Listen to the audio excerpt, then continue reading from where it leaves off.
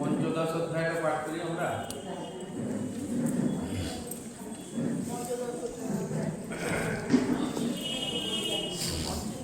আজকে আমরা গীতা জয়ন্তী উৎসব পালন করছি শ্রী বালানন্দ ধর্ম সংঘের কন্যগর শাখাতে। গত 1 ডিসেম্বর এবছরের গীতা জয়ন্তী একাদশী আমাদের তিথি অনুযায়ী শুরু হয়েছে। তারপরে আমাদের মাসব্যাপী বিভিন্ন জায়গায়, যেমন আশ্রমে আমরা আগামী বুধবার দিন করে দিয়েছি গীতা জয়ন্তীটা করে বসি। এরকমভাবে আমরা সব জায়গাতেই, যত জায়গায় আমাদের সব সেন্টার চলে, শুক্রবার দিনকে আমাদের উত্তরপাড়ায় হবে। গত রবিবার দিনকে হাওড়া শাখা যারা বড় করেই গীতা জয়ন্তী করে সারাদিন ব্যাপী, এবারে ওরা ওই গীতা জয়ন্তীর সঙ্গে 125 বর্ষ পূর্তির উৎসব চলছে, সেটাকে ওর সঙ্গে যুক্ত করে দিয়েছে। দিয়ে একটা বেশ বড় ভব্য আয়োজন হয়েছিল। এক অধ্যায় গীতা পাঠ, গীতার উপর ওখানে আলোচনা করেছিলেন আমাদের প্রজ্ঞানন্দ সরস্বতীজি মহারাজ, বিশুদ্ধানন্দজি মহারাজ এরা করলেন। তার সঙ্গে তারানন্দ মহারাজের উপর আমাদের শতরূপা, সেও তারানন্দ মহারাজের ওখানে এক সাবজেক্ট ছিল মাতৃভক্তি। আমরা এক এক জায়গায় এক এক রকম তারানন্দ মহারাজের উপর আলোচনা সভা হবে, যেমন মাতৃভক্তি হয়ে গেল, এবারে ওনার গুরু ভক্তি, তারপরে ওনার শাস্ত্র ভক্তি, ওনার সমাজসেবা, এইগুলোর এক এক জায়গায় এক একটা বিষয়ের আলোচনা হবে। তো আমরা ভালোই গীতা জয়ন্তী আমাদের হলো। ওখানে আমাদের প্রায় 21 জন ছাত্রছাত্রীকে আমাদের সম্বর্ধনা করা হলো, সার্টিফিকেট দেওয়া, মেমন্টো দেওয়া, এসব হলো। প্লাস ওখানে আমাদের প্রবীণ আশ্রমের ভক্ত হিসাবে আমাদের 4 জনকে ওখানে সম্বর্ধনা করা হলো। এটা একটা ভালো ভব্য আয়োজন ছিল ওখানে। কত লোক হলো। আজকে আমরা কন্যগরে, যেখানে আমাদের পাঠ হয়, কন্যগর হরিসভা, সেখানে আমরা গীতা জয়ন্তী পালন করছি। আমরা প্রথমে পাঠ্যসারথী গান হলো, এবার একটা অধ্যায় আমরা সমবেতভাবে পাঠ করব, পঞ্চদশ অধ্যায় সবাই মিলে আমরা খুলবো, এটা আমরা পাঠ করব। তারপরে গীতার উপরে যেরকম আমাদের এখানে আলোচনা চলে, এক একজন ব্যক্তি একটি শ্লোকের উপর, অধিক শ্লোক না, একটা শ্লোকের উপরে আলোচনা করব। আলোচনা যারা যারা করবে এরকমভাবে আমরা গীতা জয়ন্তী এখানে পালন করব। এখন আমরা পঞ্চদশ অধ্যায়টা সমবেতভাবে পাঠ করব।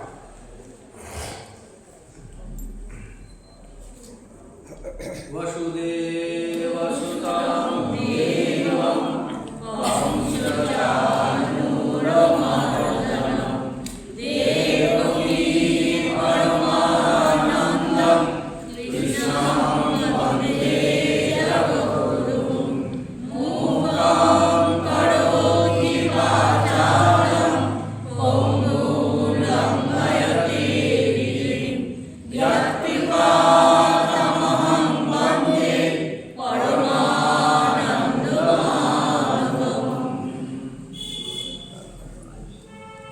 अथ पञ्चदशोऽध्यायः। पुरुषोत्तमयोगः। श्रीभगवानुवाच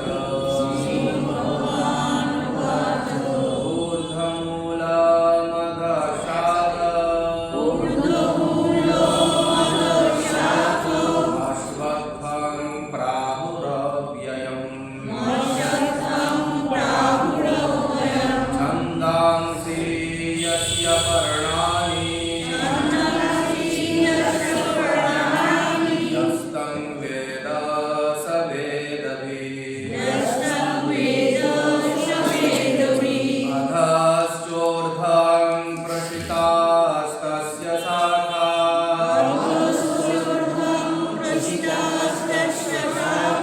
गुणा प्रविद्धा विषया प्रबालाः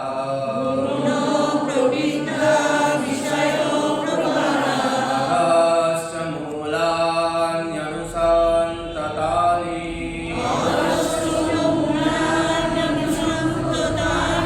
परमानुबन्धीनि मनुष्यलोके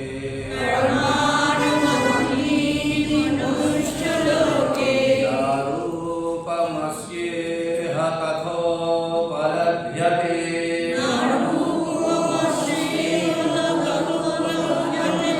नान्तो न चादिर्न च सम्प्रतिष्ठा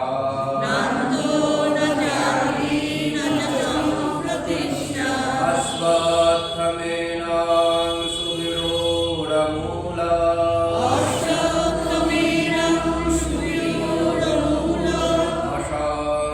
अशङ्गशस्त्रेण दृढेन चित्वा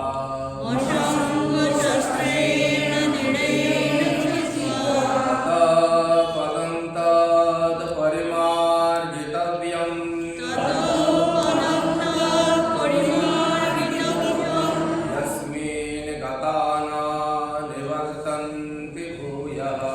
यस्मिन् गता न निवर्तन्ति भूयः तमेव चाद्यं पुरुषं प्रपद्ये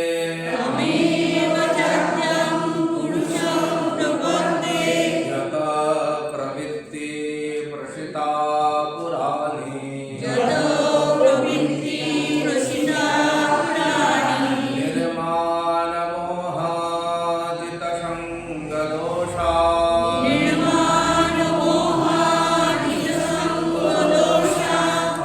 अध्यात्मनित्या विनिवृत्य कामः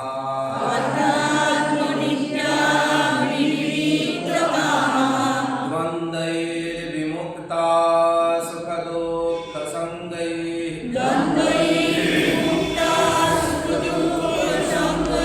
गच्छन्त्यमूढा पदमाव्ययन्तः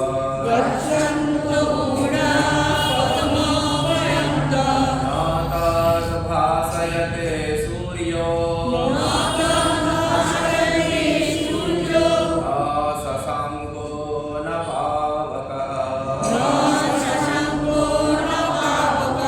यद्गत्वा न निवर्तन्ते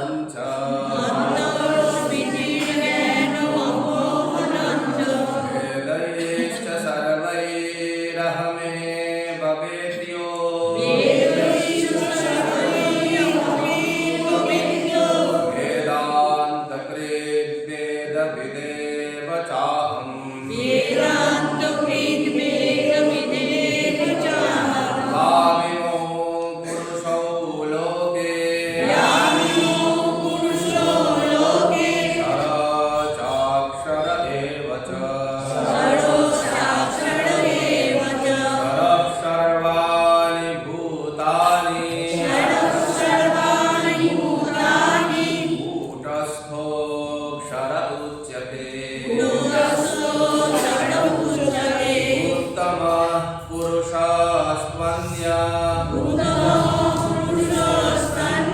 परमात्मेत्युदाहृतः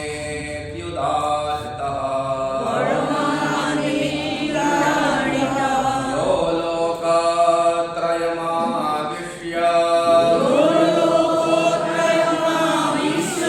बिभर्त्य व्यय ईश्वरः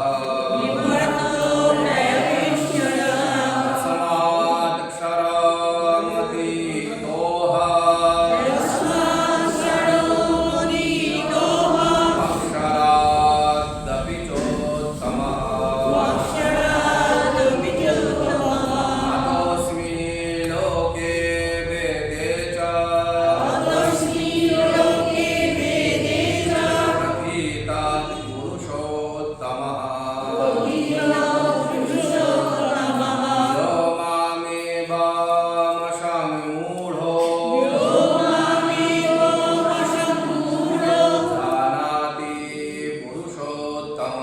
जानाति पुरुषोत्तमम् स सर्वविद् भजति मां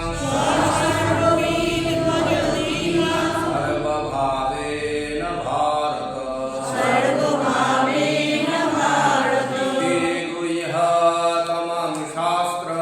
इति गृह्यतमं शास्त्रम् इदमुक्तं मया नघ एतद्बुद्ध्वा बुद्धिमान् स्यात्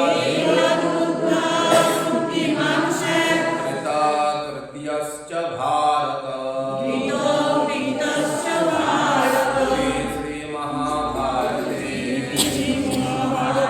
शतसाहस्र्यां संहितायां भीष्मपर्वणि श्रीमद्भगवद्गीतासु उपनिषत्सु ब्रह्मविद्यायां कृष्णार्जुनसंवादे पुरुषोत्तमयोगनाम पञ्चदशोऽध्यायः नमो ब्रह्मण्ये देवाय जगन्नाय कृष्णाय गोविन्दाय नमो नमः अखण्डमण्डलाकारं व्याप्तं येन चराचरं तत्पदं दर्शितं येन तस्मै श्रीगुरवे नमः। এবারে যারা যারা আলোচনা করবেন এক একজনের নাম ঘোষণা করুন।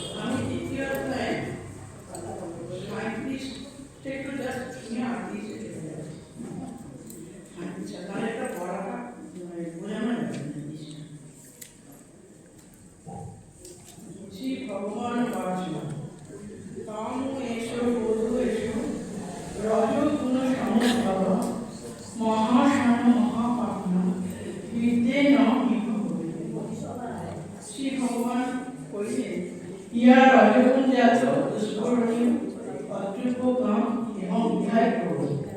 সংসারে ইহাকে মহাশক্তি বলিয়া জানিবে। শ্রী ভগবান বলছেন যে আমরা এতই কামনা বাসনা দ্বারা জর্জরিত হয়ে যাচ্ছে মানুষ, সেই কামনা বাসনার জন্য মানুষ কামনার সমস্ত কিছু মানুষকে ঘিরে ফেলেছে, যার জন্য মানুষ অবিবেকী হয়ে যাচ্ছে এবং অনেক উল্টোপাল্টা কাজ করে ফেলেছে। সেই জন্য ভগবত দ্বিতীয় অধ্যায় ৬২ নম্বর শ্লোকেই বলেছেন, ধ্যায়াত বিষয় পুংস সঙ্গস্তেষু প্রজায়তে সঙ্গ সঞ্জয়তে কাম কামাত্মযোগ্যায়তে উদার ভবতি সম্মোহ সম্মোহ স্মৃতি বিভ্রম স্মৃতি মন্ত্র বুদ্ধিনাশ বুদ্ধিনাশ ভবিষ্যতি। অর্থাৎ মানুষ এত বিষয়ে ধ্যান করে, সেই ধ্যান করতে করতে হয়তো তার 4টে আশা করে রেখেছে, তার মধ্যে 2টো হয়তো পূরণ হলো, 2টো পূরণ হলো না, তখন তার মধ্যে মনের মধ্যে একটু দুঃখ বা ক্ষোভ জন্মায়, যেগুলো পূরণ হলো না, এবং দেখছে যে অনেকদিন হয়ে গেল সেগুলো কিছুতেই পূরণ হচ্ছে না, তখন এই ক্ষোভ থেকে তার মধ্যে ক্রোধ উৎপন্ন হচ্ছে, এবং এই ক্রোধ থেকে তখন সে বিধ্বস্ত হয়ে যাচ্ছে এবং সে উল্টোপাল্টা কাজ করে ফেলেছে। এখানে ভগবান ত্রিগুণাত্মিকা মায়া দ্বারা জগৎ সংসার সৃষ্টি করেছে। এখানে ভগবান বলছে এই যে কামনা বাসনা এর মহারাজ বলতে এটার মূল ডেরাটা কোথায়? এটার মূল ডেরাটা হচ্ছে রজগুণের প্রভাবে এই কামনা বাসনাটা বেশি জাগ্রত হয়। যেসব মানুষের মধ্যে রজগুণটা বেশি থাকে তাদের মধ্যে এই কামনা বাসনাটা বেশি জাগ্রত হয়। সেই জন্য ভগবান বলছেন যে কামনা রজগুণ ছেড়ে সত্যগুণে প্রতিষ্ঠিত হতে বলছেন। সত্যগুণে প্রতিষ্ঠিত হলে তাহলে ভগবানের দিকে অগ্রসর হয়ে যাবে। এখানে ভগবান 38 নম্বর শ্লোকে 3টি খুব সুন্দর ভাবে উপমা দিয়েছেন। ধূমেন বিরতে বর্ণি যথা ধূমেন বিরতে বর্ণি যথাবশ্য মানেন চ যতোলেব না বিতও গর্ব তথা তেনিত মা। অর্থাৎ এখানে বলছে যেমন ধূম দ্বারা অগ্নি, ময়লা দ্বারা দর্প, জরায়ুর দ্বারা গর্ব আচ্ছন্ন থাকে, সেই কামনার দ্বারা এই বিবেক ধ্বংস আবৃত থাকে। তার মানে কামনার দ্বারা আমাদের বিবেক বুদ্ধিগুলো শুভ বিবেক বুদ্ধিগুলোকে আবৃত করে দিচ্ছে, যার ফলে ইচ্ছা অনিচ্ছা সত্ত্বেও আমরা খারাপ পথে চলে যাচ্ছি। এবং ভগবান এখানে সেই জন্য বলছেন যে মানুষের উচিত সত্যগুণে প্রতিষ্ঠিত হয়ে ভগবানের দ্বারস্থ হওয়া এবং ভগবানের প্রিয় অর্চনা করা এবং ভগবানের দিকে গুরু সাধনা করা। কিন্তু এখানে ভগবান 3টি উদাহরণ দিয়েছেন। 3টি উদাহরণটা কি? যেমন হচ্ছে ধূম, অর্থাৎ ধোঁয়া। ধোঁয়া যখন ওঠে আমরা তখন আগুনকে দেখতে পাই না। আগুন এমনভাবেই ধোঁয়াটা ওঠে, আগুনকে একেবারে চাপা দিয়ে রেখে দেয়। সেরকম মানুষের মনের মধ্যে এমনভাবে কামনা বাসনা বসে আছে এই ধোঁয়ার মতো, সেগুলো মানুষ বুঝতে পারছে না। ভগবান ত্রিগুণাত্মিকা মায়ার দ্বারা জগৎ সংসার সৃষ্টি করেছে। ত্রিগুণাত্মিকা মায়াটা কি? সত্য, রজ, তম। এই একটা মানুষ যখন জন্মগ্রহণ করে তখন তার মধ্যে আস্তে আস্তে এই রজগুণের প্রভাবটা বিশেষভাবে যখন দেখা যায় তখনই তার মধ্যে এই কামনা বাসনাগুলো জাগ্রত হয়। এখানে হচ্ছে ধোঁয়া যেমন অগ্নির সহজাত সঙ্গী, তেমনি রজগুণও কামনা বাসনা সহজাত সঙ্গী। এটা গেল প্রথম। দ্বিতীয়টা হচ্ছে যথাযথ মলিন, অর্থাৎ আয়না। আয়নাকে আমরা যখন দেখি অনেকদিন ফেলে রাখলে আয়নাটার ওপর ময়লা পড়ছে এবং এত হারে ময়লাটা পড়ে গেছে আমরা নিজের প্রতিবিম্বটাই আয়নাতে দেখতে পাচ্ছি না। কিন্তু আয়নাটা যখন উৎপত্তি হয়েছিল তখন কিন্তু আয়নাটা স্বচ্ছ ছিল, পরিষ্কার ছিল, তখন আয়নার মধ্যে কোনো নোংরা ছিল না। এখানে কিন্তু ময়লাটা আয়নার সহজাত সঙ্গী নয়। ধীরে ধীরে যখন সংসারে মানুষ প্রবেশ করে তখন তার ভিতরে আস্তে আস্তে এই রজগুণের প্রভাব বেড়ে ওঠে এবং তখনই কামনা বাসনাগুলো মানুষের বেড়ে যাচ্ছে। 3 নম্বর হচ্ছে যথা লেগুনা দ্বিতীয় গর্ভ।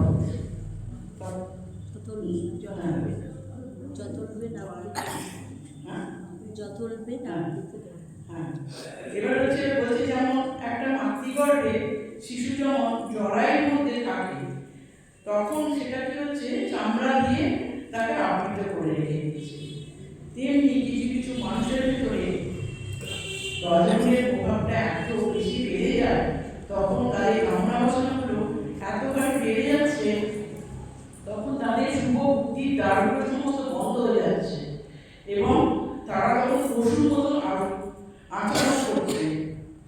এখানে ভগবান বলছেন যে তোমার যেমন অগ্নি সহজাত সঙ্গী তেমনি কামনা বাসনা হচ্ছে রজগুণের সঙ্গী। আর মানুষের শুভ বিবেক বুদ্ধিকে যাতে না প্রকাশিত হয় কামনা বাসনা দ্বারা এই জরায়ের মতো চামড়া দিয়ে সেটাকে আবৃত করে রেখে দেয়। এখানে আমার পুষ্পাঞ্জলি সমাপ্ত করলাম। জানি না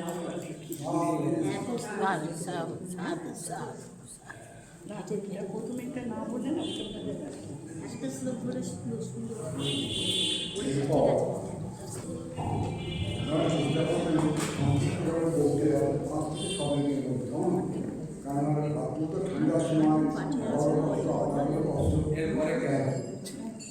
এরপরে লীনা দত্ত বলবেন।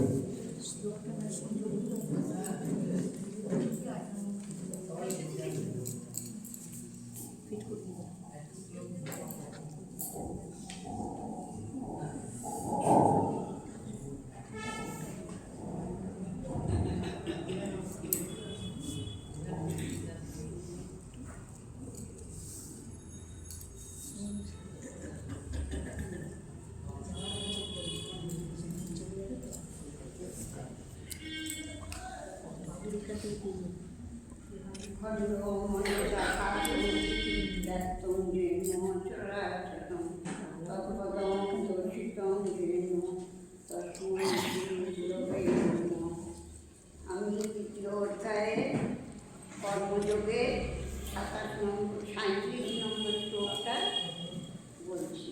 কত অধ্যায়? 30তম দ্বিতীয় অধ্যায় এই সব তো বললো। তৃতীয় অধ্যায় 37 ওটাই তৈরি করেছি। ঠিক আছে, হ্যাঁ আচ্ছা বলুন।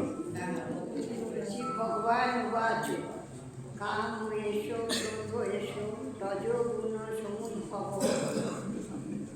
মহাস্বর্ণ মহাপাপনা বিদ্যেন মিহ বৈদিনম। শ্রী ভগবান বলছেন ইহা কাম, ইহাই ক্রোধ, ইহা রজগুণাপন্ন, ইহা দুষ্করণীয় এবং অতিশয় উত্তম, ইহাতে সংসারে সত্যি করিয়া জানিবে। আত্মোন্নতির প্রধান অন্তরায়গুলির নাম সরলি কাম, ক্রোধ, লোভ, মোহ, মদ, মাৎসর্য। রূপরসাদি ইন্দ্রিয় বিষয়ের প্রতি ইন্দ্রিয়সমূহের যে স্বাভাবিক আকর্ষণ তাহারই নাম কাম। ইন্দ্রিয়সমূহের মধ্যে ইহাকে কাম বলে। এটি বড় দারুণ। ইন্দ্রিয় দোষ বলিতে ইহাই বোঝায় এবং সংকীর্ণ অর্থে ইহাকে কাম বলে। কাম অর্থ কামনা, যে কোনো রূপ হোক বাসনা। বাসনা প্রতিহত হইলে ক্রোধের উদ্রেক হয়। কেউ আমাদের ইচ্ছার বিরুদ্ধে কাজ করিলে আমাদের ক্রোধ জন্মে। আবার এই বাসনা মিষ্টি রসাদি বা গুণাদির প্রতি অতিমাত্রায় আকৃষ্ট হইলে তাহাকে লোভ বলে। এই বিষয় বাসনাই আমাদের অনিত্য বস্তুকে আসক্ত করিয়া রাখে, আত্মজ্ঞান আচ্ছন্ন করিয়া রাখে। উহার অতীত যে নিত্য বস্তু তাহা দেখিতে দেয় না। ইহারই নাম মোহ, অজ্ঞান বা মায়া।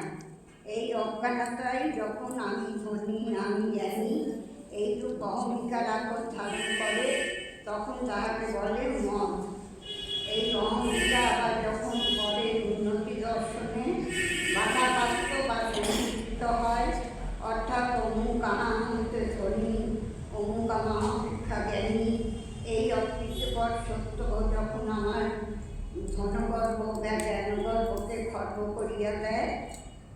যে চিত্তক্ষোভ উপস্থিত হয় তারই নাম মাৎসর্য বা পরশীকাতরতা।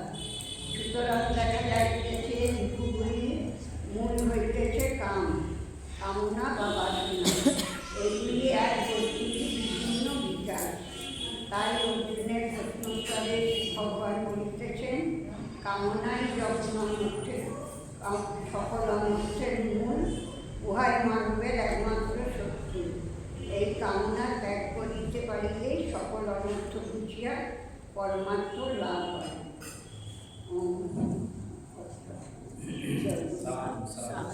সাধু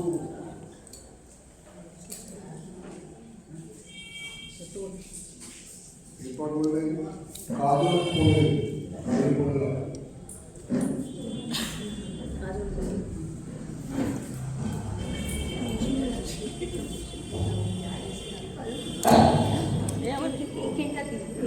আচ্ছা ঠিক আছে, দাঁড়িয়ে বলে বসে বললে ভালো হয়, দাঁড়িয়ে বলে বলতে পারবো না, বসে বললে ভালো বলতে পারবো।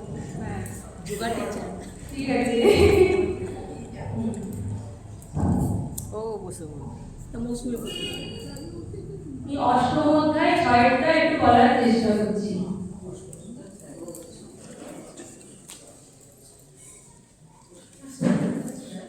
ওম গুরুতে নমঃ। ইয়ং ইয়ং ব্যক্তি স্মরং ভাব তেজুতং তে কলেবরং তং তমি বৈতি কংতেয় সদা তদ্ভাব ভাবিতঃ। ভগবান এখানে বলতে চেয়েছেন যে মৃত্যুর আগে যে যে ব্যক্তি যে যে দেবতাকে স্মরণ করিতে করিতে মৃত্যু বরণ করে, মৃত্যুর পরেও সে সেই সেই দেবতাকে প্রাপ্ত হয়। আর এর আগে 5 নম্বর শ্লোকে ভগবান বলছেন যে তোমরা শুধু মৃত্যুর আগে আমাকেই স্মরণ করো, মৃত্যুর পরেও তোমরা আমাকেই প্রাপ্ত হবে, এতে কোনো সন্দেহ নেই। মৃত্যুর পরে কি হয়, আমাদের স্থূল দেহটা পড়ে থাকে আর সূক্ষ্ম দেহটা ঊর্ধ্ব লোকে গমন করে। ঊর্ধ্ব লোকে শুভ কর্ম ক্ষয় হওয়ার পর তাকে আবার সংস্কার অনুসারে জন্মগ্রহণ করতে হয়। এরপরে লাইনে ভগবান বলছেন তং তমে বৈতি অন্তেও সদা তদ্ভাব ভাবিতঃ। ভগবান বলছেন তোমরা সবসময় আমাকে স্মরণ করো এবং স্মরণ করো, কিন্তু ভগবানকে সবসময় স্মরণ এবং স্মরণ করে দিলে একটা দীর্ঘ অভ্যাসের প্রয়োজন হয়। এই অভ্যাসটা একদিনে আসে না। একটা কাজ যদি আমরা রোজ করি তবেই সেটা অভ্যাসে পরিণত হয় এবং শেষে দৃঢ় হয়। এটাকেই সাধনা বলছে, আধ্যাত্মিক ক্ষেত্রে এটাকে যোগ সাধনা বলছে। মৃত্যুর আগে আমাদের পঞ্চ জ্ঞানেন্দ্রিয়গুলো কোনো কাজ করে না। চক্ষু, কর্ণ, নাসিকা, জিহ্বা, ত্বক শুধু একটা রিলের মতো গুটি আসে, সেখানে সেই রিলের মধ্যে ছবির মধ্যে তার সেই দৃশ্যগুলো সারা জীবনে ভাসতে থাকে। কেউ যদি সৎসঙ্গ, গুরু সঙ্গ, সাধ্যায়, নাম সংকীর্তন এইসব করে থাকে, সেই দৃশ্যগুলি তার চোখের সামনে ভাসতে থাকে। আবার কেউ যদি অসৎসঙ্গ, বিষয় চিন্তা, সংসার চিন্তা সারা জীবন করে থাকে, সেই দৃশ্যগুলি তার চোখের সামনে ভাসতে থাকে। আমরা ভরত রাজার কথা সবাই জানি। ভরত রাজা সবসময় কি করতে, সেই হরিণ শিশুটির কথা মনে করতে। সে সময় তার মৃত্যুর সময় সেই হরিণের কথাই তার মনে আসে। সেই জন্য তার মৃত্যুর পুনর্জন্ম যখন হয় তখন তার সেই হরিণ স্বরূপই তিনি জন্মগ্রহণ করেছিলেন। ভগবান তাই বলছে তোমরা সবসময় কর্ম করে যাও। কর্ম অর্থাৎ ভগবান এখানে বলতে চেয়েছেন তোমরা সকাল থেকে শুতে যাওয়ার আগে অবধি তোমরা আমাকে স্মরণ করো, তাহলে তোমরা মৃত্যুর আগেও সেই আমাকে স্মরণ করতে পারবে এবং আমাকে প্রাপ্ত হবে। সাধু ঠিক আছে, পরে সবাই বসেই বলুন, বলুন।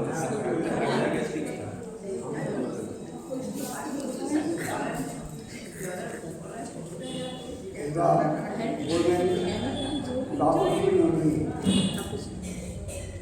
কি বসে বলবেন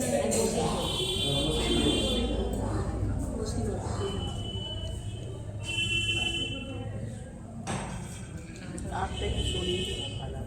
তাতেও নম কৃষ্ণায় বাসুদেবায় নমঃ। আমি চতুর্থ অধ্যায় 10 নম্বর শ্লোকটি পাঠ করার চেষ্টা করছি।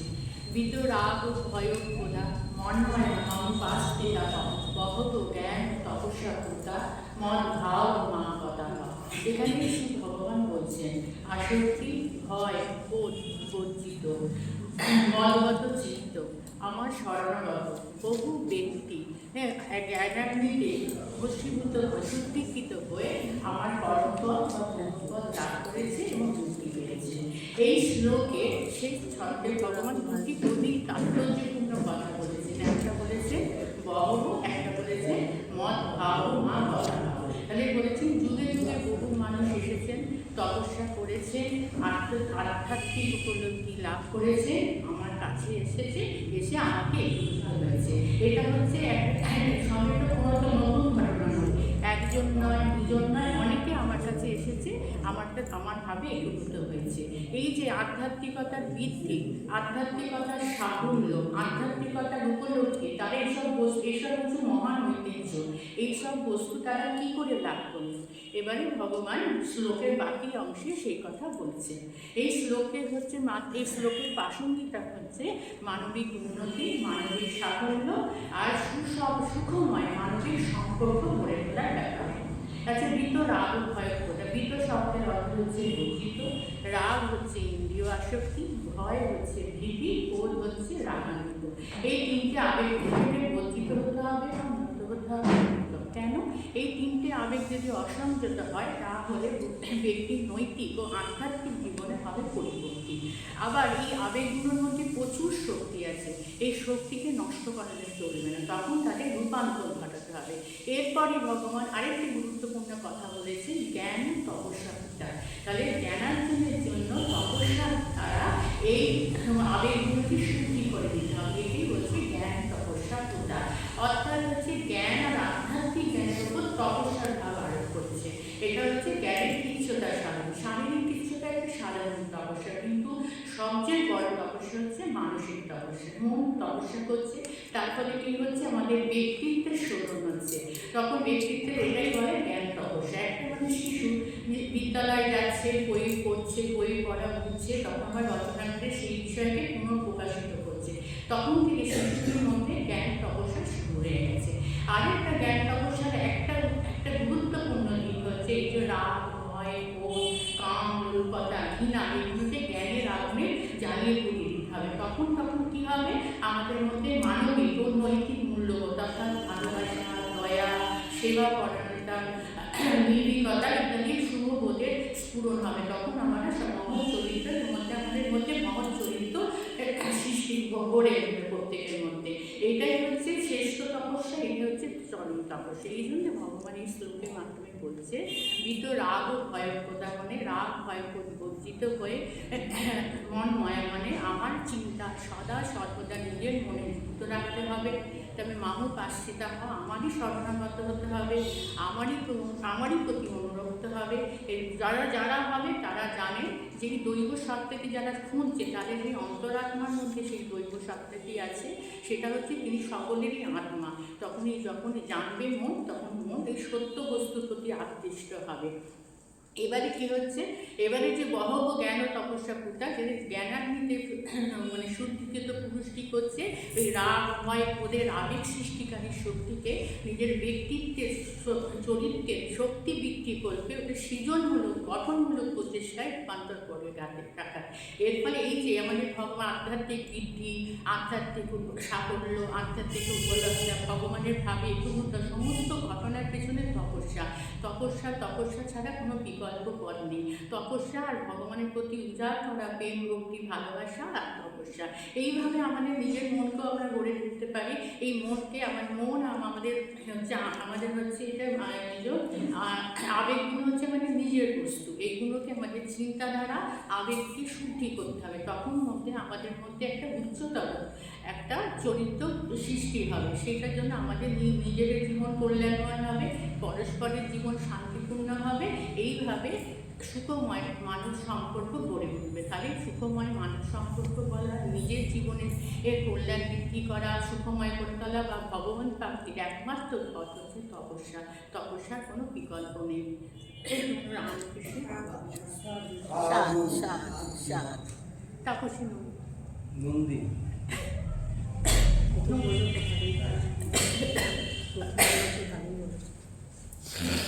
এই 2 নম্বরের পুরো নাম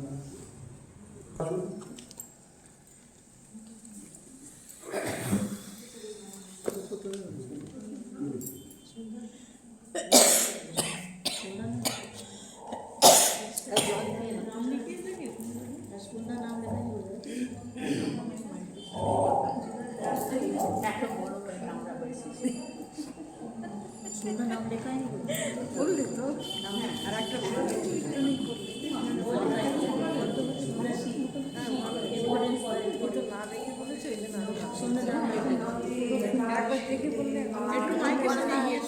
একটু এগিয়ে আসুন, আরো এগিয়ে আসুন। আমি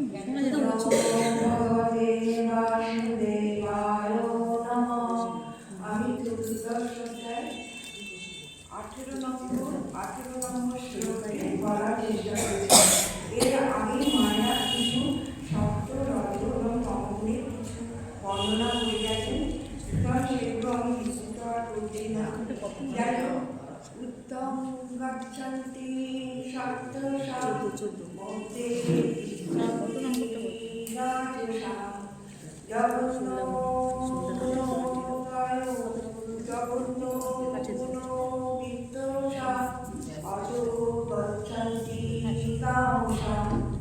এখানে ভগবান এই সাত্বিক, রাজসিক এবং তামসিক এই তিনটে গুণের মৃত্যুকালে বৃদ্ধি হলে কি কি গতি প্রাপ্ত হন সেটাই তিনি আমাদের কাছে বর্ণনা করেছেন।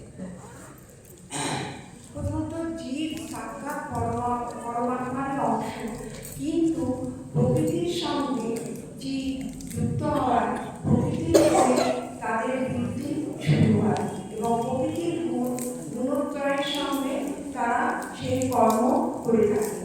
যাই হোক, যাদের সত্যগুণের প্রাধান্য থাকে তাদের মৃত্যুকালে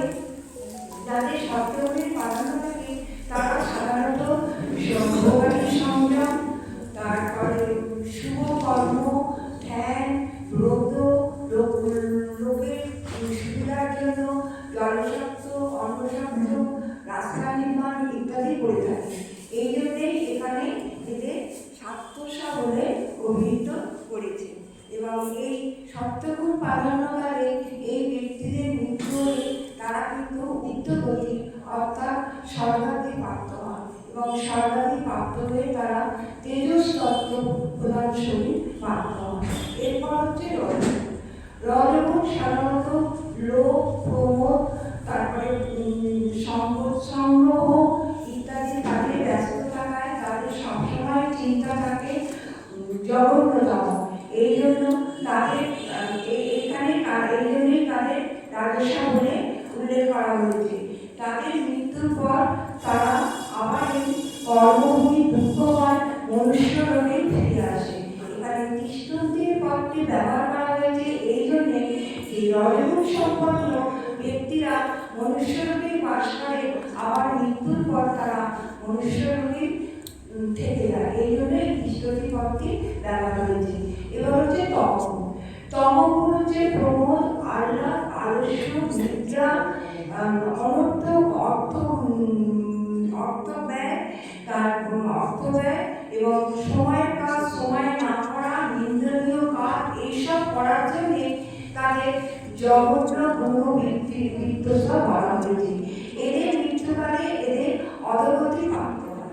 অধোগতির আবার দুটো ভাগ আছে, একটা হচ্ছে জনি বিশেষ, একটা হচ্ছে স্থান বিশেষ। জনি বিশেষের মধ্যে পশু, পক্ষী, কীট, পতঙ্গ, সাপ ফুল মেঘ ইত্যাদি। আর স্থান বিশেষের মধ্যে বৈতরণী, লালাভক্ত, অসীভদ্র, পূর্ণিমা ইত্যাদি নরকগুলো। তাহলে আমরা দেখতে পাচ্ছি ভগবান কিন্তু আমাদের পুরো বস্তুভাবে উল্লেখ করছেন যে আমরা যেন সপ্তগুণে বৃদ্ধি করার চেষ্টা করি। সপ্তগুণে বৃদ্ধি করা হলে আমাদের কি করতে হবে না, আমাদের প্রথমে গুরুদীক্ষা নিতে হবে। গুরুদত্ত জপ মন্ত্র সবার সঙ্গে জপ করতে হবে, তার নির্দেশ অনুযায়ী জীবনবাহিত করতে হবে, মহাপুরুষের সৎগন্ধ করতে হবে, সৎ সঙ্গ করতে হবে, সৎ আচরণ করতে হবে, পরের উপকারের জন্য ঝাঁপিয়ে করতে হবে। এবং এইভাবে যদি আমরা তার কথা মেনে চলি তবে আমরা সত্যের দিকে এগিয়ে যেতে পারবো। সাধু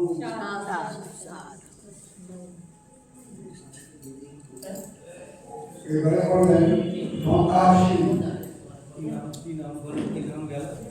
রুমা দাস। রুমা দাস তোমাদের বলল এরপরে সংকাশী সন্ধ্যাশীল। বসে বলবি না দাঁড়িয়ে না? দাঁড়িয়ে ভালো। কেন ঠেঙে পেলাম?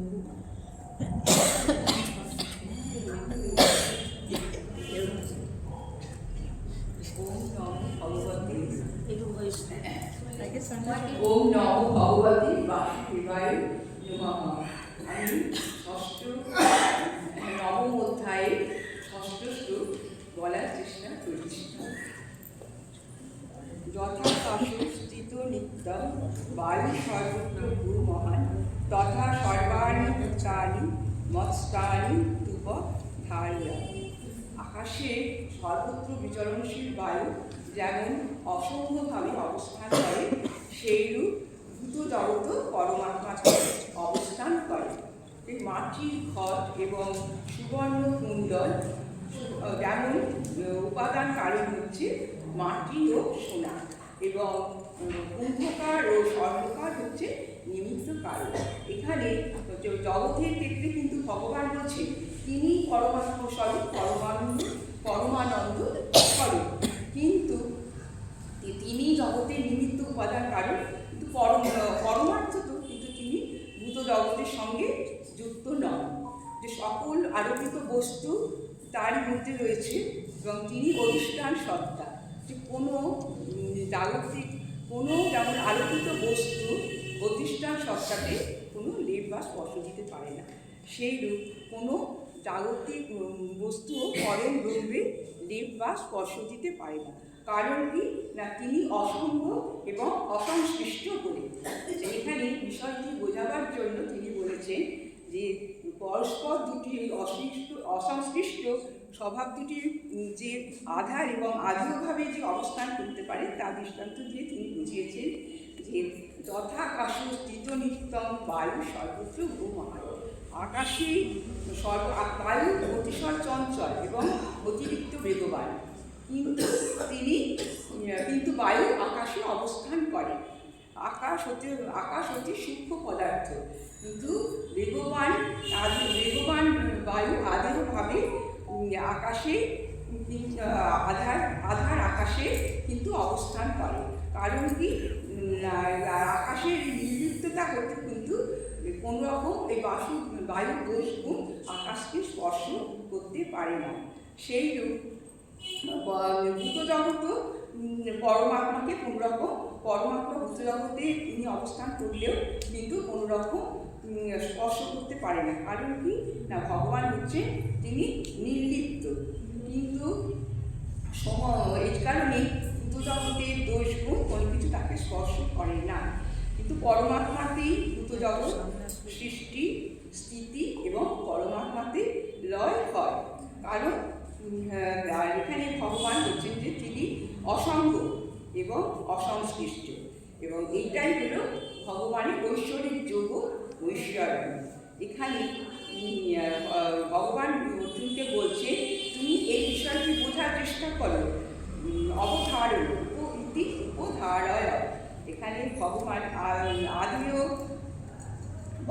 এবং আধার আকাশে দৃষ্টান্ত দিয়ে বুঝিয়েছে যে আকাশের নির্লিপ্ততা হেতু যেমন বায়ুর দোষ গুণ আকাশকে স্পর্শ করে না, তেমনি পরমাত্মার নির্লিপ্ততা হেতু জগতের কোনো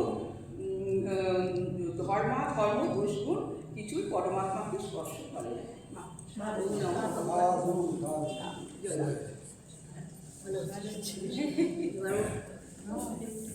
এবার মৌসুমী মুখোপাধ্যায়।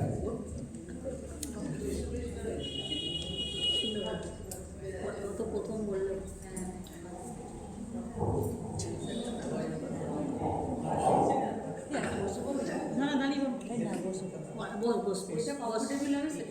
যাতে সুবিধা হতে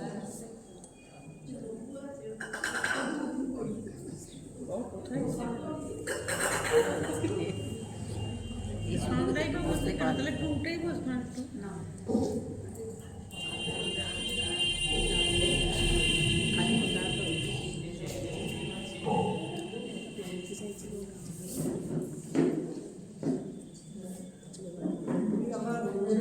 প্রোগ্রাম জানিয়ে দশম অধ্যায় 9-10 নম্বরটা পড়ার চেষ্টা করছি। মজ্জিতা মদ্গতকারা মধয়ন্ত পরস্পরম কথায়ন্তশ্চ মাম নিত্যং দুষ্যমিতিচর তেষাং সততযুক্তানাং ভজতং প্রীতি পূর্বকম দদামি বুদ্ধি যোগম তং তেন মাম উপজাতি। এই শ্লোকটা বলতে গেলে আগে শ্লোকটা একটু দেখতে হবে। এই শ্লোকটাতে ভগবান সাধনার কথা বলেছেন, আর সাধনা করে আমরা কি ফল পাবো সেটা বলেছে। এটা বলতে গেলে আগের শ্লোকটা একটু দেখতে হবে। আগের শ্লোকে ভগবান বলেছে যে ভাব সমন্বিত পণ্ডিতগণ আমার তত্ত্ব সম্যক রূপে জেনে, অর্থাৎ ভগবানই জগতের উৎপত্তি স্থান এবং ভগবানের থেকেই এই জগৎ প্রবর্তিত হয়, অর্থাৎ জগতের সৃষ্টি স্থিতি উন্নয়ন এইভাবে জেনে আমার ভজনা করে থাকে। আগের শ্লোকে যে বুদ্ধা বা পণ্ডিত শব্দটি ব্যবহার করেছেন, এখানে মজ্জিত মদ্গতকারা তারই বিশেষণ। ভগবান এই নবম শ্লোকে 6টা কথা বলেছেন। মজ্জিত মদ্গতকারা বোধয়ন্ত পরস্পরম আর কথায়ন্ত দুষ্যন্তিচ বোধয়ন্ত কথায়ন্তশ্চ দুষ্যন্তিচ অমৃতিচ। এর মধ্যে প্রথম দুটি হল ভক্তের লক্ষ্য, অর্থাৎ ভক্ত স্বয়ং এরূপ হয়ে থাকে, আর মধ্যখানের দুটি হল দুটি ভক্তের মেলামেশার মধ্যে দেওয়া, আর শেষের দুটি হল ফল। এখন ভক্ত বিরূপ হবে না মজ্জিত অর্থাৎ মদ মানে আমাকে, অর্থাৎ ভগবানে যার চিত্ত নিবিষ্ট হয়েছে তিনি মজ্জিত অর্থাৎ ভগবানে আসক্ত চিত্ত।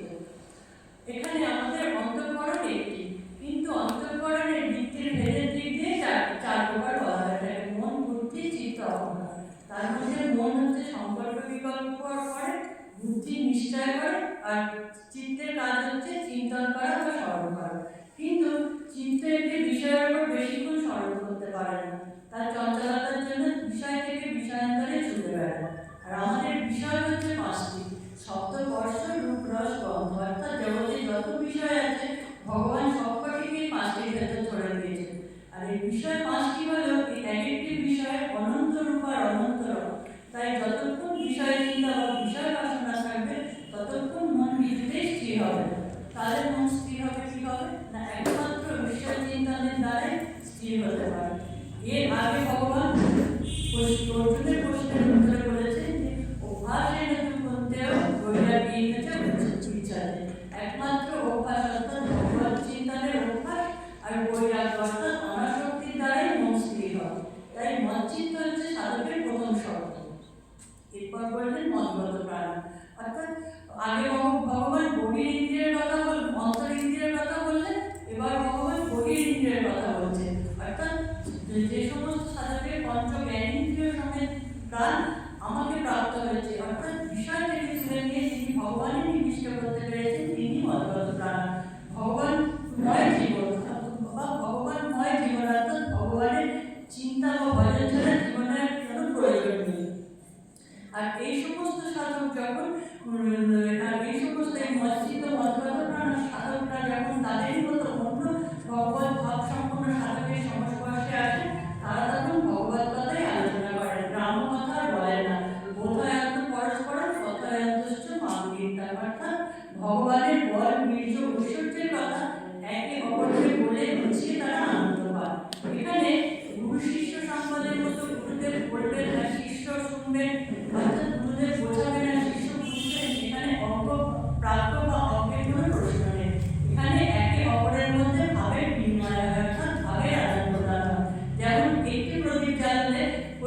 ঘরকে আলোকিত করলেও প্রদীপের নিচেটা অন্ধকার থাকে। কিন্তু যদি আরেকটি প্রদীপ জ্বালিয়ে দুটি প্রদীপকে যদি কাছাকাছি রাখা যায় তাহলে দুটি প্রদীপেরই একটি অপরটি দ্বারা তার নিচেকার অন্ধকার দূর হয়। তেমনি সাধকেরও একে অপরের মধ্যে ভাবের বিনিময় অর্থাৎ ভাবের আদান প্রদানের ফলে নূতন ভাবের উদ্ভব হয়, অর্থাৎ সাধক সমৃদ্ধ হয়। আর এইভাবে ভগবানের মন প্রাণ সমর্পণ করে ভগবানের কথা আলোচনা করতে করতে সাধকের ফল কি হয়? সাধক একটা অর্থাৎ সাধকের মধ্যে একটা সন্তোষ ভাব আসে। সাধক তখন জীবনে সব সময় সব অবস্থাতেই সন্তুষ্ট থাকে, বাইরের বিষয় তার কাছে মিথ্যা হয়ে যায়। আর আমাদের যে এসনাত্রয় অর্থাৎ লোকৈষণা, আমাদের যে এসনাত্রয় অর্থাৎ তিনটে যে আকাঙ্ক্ষা বা বাসনা, পুত্রৈষণা, বিত্তৈষণা, লোকৈষণা, পুত্রৈষণা বিত্তৈষণা তো থাকেই না, এমনকি লোকৈষণাও থাকে না। ঈশ্বর যেভাবে রাখে তিনি সেভাবেই আনন্দে থাকে। আর রমণ পদের অর্থ হচ্ছে রতি বা প্রীতি লাভ করা, প্রিয় সঙ্গ লাভে সাধকের যে সুখ চরম যে সুখ সেটাই হচ্ছে রমণ অর্থাৎ চরম সত্য। সাধক ভগবান তো সকলের অন্তর্যামী, ভক্ত তাকে পেয়ে সেই চরম সুখ লাভ করে। আর এইভাবে ভগবানের সাথে সবসময় শুধু ভালোবেসে কোনো কিছু আকাঙ্ক্ষা করে না, সবসময় যদি একাগ্র মনে ভগবানের সাথে যুক্ত থাকতে পারা যায়, ভগবান তাহলে আমাদের কি দেবে না? বুদ্ধিযোগ দান করবে, অর্থাৎ আমাদের সংসারী বা অবিশুদ্ধ বুদ্ধিটা তিনি শুদ্ধ করে দেবেন। আর এই শুদ্ধ বুদ্ধির দ্বারা ভক্তির সাথে ভগবানের যুক্ত যোগ থাকে। আমরা জাগতিক বুদ্ধির তীব্রতার দ্বারা জাগতিক বিষয় লাভ করতে পারি, কিন্তু আধ্যাত্মিক অনুভূতি বা তত্ত্বজ্ঞান লাভের জন্য প্রয়োজন আমাদের ঈশ্বর কৃপা। আর এই কৃপা সাধককে সাধনার দ্বারাই লাভ করতে হয়। তাই সাধক যখন ভগবানকে ভালোবেসে তাকে পাওয়ার জন্য চরম ব্যর্থ হয়, তখন ঈশ্বর কৃপা করে পরমার্থ বিষয়ক বুদ্ধি দান করে না। এই বুদ্ধির দ্বারাই সাধক মাম উপজানতে আমাকে নিজের আত্মারূপে জানতে পারে আর সর্বদা এক আনন্দের ভূমিতে অবস্থান করে।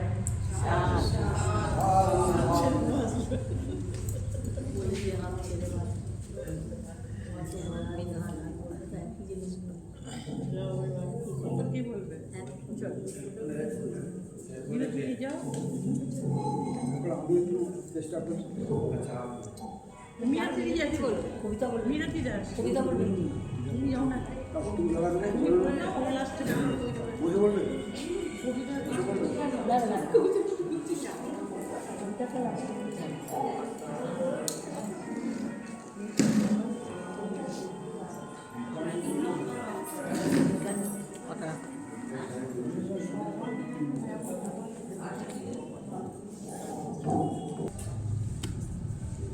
ओम नमो भगवते वासुदेवाय।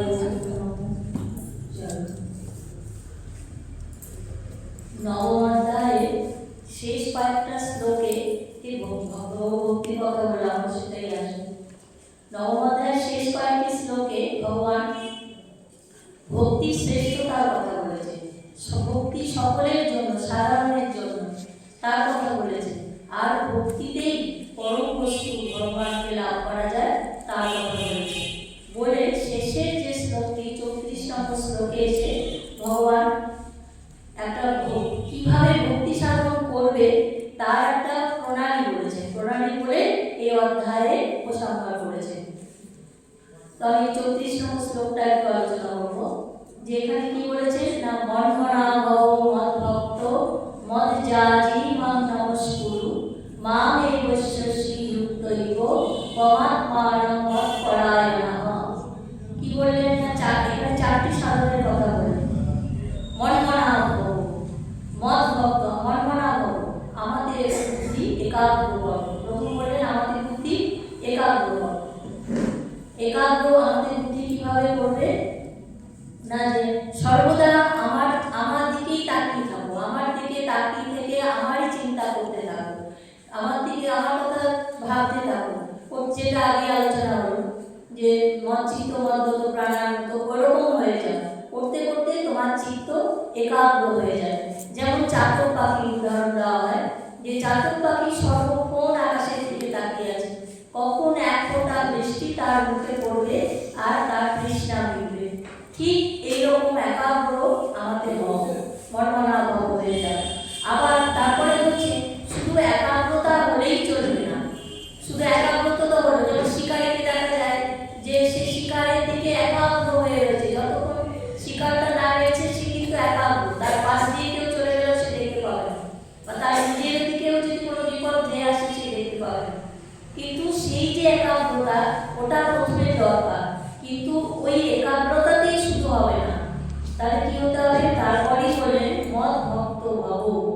আমার ভক্ত হও। আমার ভক্ত হও, ভক্ত কাকে বলে না, শ্রদ্ধা যুক্ত যে ভালোবাসা, শুধু ভালোবাসা না, যে ভালোবাসার মধ্যে শ্রদ্ধা আছে, সেই রকম ভালোবাসা যখন অন্তরে আসবে তখন তুমি আমার ভক্ত হবে। অর্জুন ভগবানের ভক্ত ছিলেন, শিষ্য ছিলেন, তিনি মনে মনে ভগবানকে ভালোবাসতেন, সখা ছিলেন, কিন্তু মনে মনে আবার বলছেন মনে মনে, হে অর্জুন, মনে মনেই ভালোবাসতে হবে না। তাহলে কিভাবে ভালোবাসবো তোমার না, গুরু গোবিন্দ জ্ঞানে প্রেমে বিগলিত হও, বিগলিত চিত্ত হয়ে যাও। এত প্রেম ভেতরে আসবে, সেই প্রেমে তুমি বিগলিত হও। সব সময় তোমার নয়ন সম্মুখে যেন তিনিই থাকেন, তাছাড়া দ্বিতীয় কেউ যেন না থাকে। এত ভালোবাসা, প্রাণ মানে নিজের আত্মবল ভালোবাসা। এইরকম ভাবে তুমি আমাকে ভালোবাসো, তাহলে তুমি আমার ভক্ত হতে পারবে। আর ভক্ত হলে সেই ভক্তের যে লক্ষণ, তাকে কি দেখা যাবে, নিশ্চয় সেই ভক্ত সর্বক্ষণ একদম সমস্ত কাজ, সকাল থেকে রাত পর্যন্ত যা কিছু কাজ করছে, সমস্ত কাজ সে যেন ভগবানেরই কাজ করছে। তার সমস্ত কাজটাই হয়ে যায় পুজো। ঘুম থেকে ওঠা, রাত পর্যন্ত যাবতীয় কাজ, অন্নগ্রহণ থেকে কাজ থেকে সংসারের সমস্ত কাজ করা থেকে সব কাজটাই তার কাছে তখন হয়ে যায় পুজো। তাই বললেন যে মদ যাজি হও, অর্থাৎ আমার পূজা করার হও, আমাকে পূজা করো। আর এই যে পূজা করার যে লক্ষণগুলো, যে ভক্ত হবে তার মধ্যে এই লক্ষণগুলি স্বতঃস্ফূর্তভাবে দেখা যাবে। যে এখানে ভক্তের লক্ষণের কথা, ভক্তিমার্গের যে সাধনা আছে সেখানে নবদা ভক্তির কথা বলা আছে। নবদা ভক্তি সাধন হচ্ছে কি, কীর্তন, প্রথমে হচ্ছে ভগবানের নাম কীর্তন, প্রথমে হচ্ছে শ্রবণ, কীর্তন, বিষ্ণু স্মরণ, পাদ সেবন, অর্চন, বন্দন, অর্চনা, বন্দনা, আর দাস্য, পাদ সেবন, আর দাস্য, সভ্য, আর আত্মনিবেদন। প্রথম হলো শ্রবণ, যেটা আমাদের ধ্যানের সাধনা, প্রথম হচ্ছে শ্রবণ। এখানে শ্রবণ ভগবানের কথা, যে ভক্ত হবে তার মধ্যে দেখা যাবে সে ভগবানের কথাই শুনতে ভালোবাসে, অন্য কথা তার কাছে আগুনই লাগে, সে অন্য কথায় তার রুচি নেই। এই হলো শ্রবণের লক্ষণ, সর্বক্ষণ সে ভগবানের কথাই শুনতে চায়। তারপরে বললেন যে কীর্তন, তারপরে তার সে কি করবে না, সে শুধু ভগবানের কথাই বলবে, ভগবানের নাম গুণগান করবে, ভগবানের কথাই সে বলতে থাকবে। এই গেল তার আরেকটা লক্ষণ, দ্বিতীয় লক্ষণ। তৃতীয় লক্ষণ হলো বিষ্ণু স্মরণ, সর্বক্ষণ ভগবানের চিন্তা তার স্মরণ হতে থাকে, শ্রীগুরু চরণ তার স্মরণ হতে থাকে, সর্বদাই গুরুর কৃপার কথা, গুরুর লীলার কথা একান্তে বসে থাকলেও যেমন হয়, সর্বত্রই যেন মনে তার স্মরণ হতে থাকে, সর্বত্রই তার গুরুর কৃপা, গুরু যেন তার সর্বক্ষণ সঙ্গে আছে, তিনি কৃপা করে চলেছেন। এইভাবে তার সর্বক্ষণ গুরু স্মরণ হতে থাকে। তারপরে বললেন যে পাদ সেবন, গুরু সেবন, গুরু স্মরণ করতে করতে কি হবে, তার চরণ চিন্তা আসবে।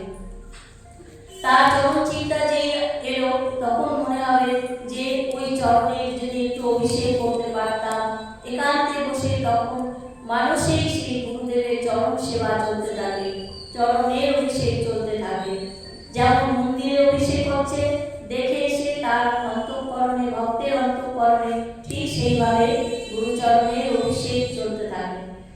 তারপরে বললেন, তারপরে সাধন হচ্ছে অর্চনা করা। অর্চনা করা মানে পূজা করা, সাজানো, উপাসনা করা। তখন মনে হয় ফুলের বাগানে কত রকম ফুল ফুটেছে, সমস্ত ফুলগুলো দেখেই মনে হয় যে যা আমার গুরুর প্রিয়, যা আমার ইষ্ট দেবের প্রিয়, সেইগুলো তুলে নিয়ে গিয়ে যেন তার চরণে দিই। সেই ফুলগুলো তুলে মালা গেঁথে আমি তাকে পড়াই, চন্দন লেপন করে তার অঙ্গে আমি মাখাই। এইভাবে তার ভাব হতে থাকে। তার প্রিয় বস্তু রান্না করে মনে হয় যেন তার কাছে ভোগ নিবেদন করি।